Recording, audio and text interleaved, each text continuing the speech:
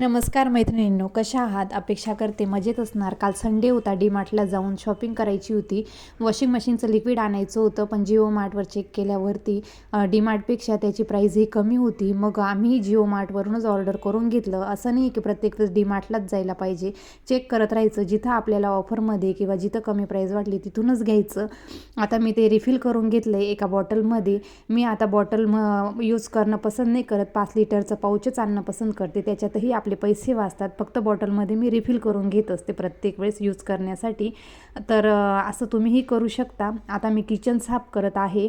जास्त रोज किचन खराबही नाही झाला तरीसुद्धा मला रोज किचन धुवायची सवय आहे आणि शेगडीही मी रोज धुते. बरेच जण मला सांगतात की रोज शेगडीवर पाणी नाही टाकायचं, तर ते चांगलं नसतं. बरेच जण, पण माझ्याने ते होत नाही. रोज मी प्रयत्न करते की नुसतं पुसूनच घेऊ, पण मला ते नुसतं पुसलेलं किचन आवडतच नाही. तर माझ्यासारखंच कोण कोण करतं मला तेही कमेंटमध्ये सांगणार. चला भेटूया उद्याच्या व्लॉगमध्ये. बाय.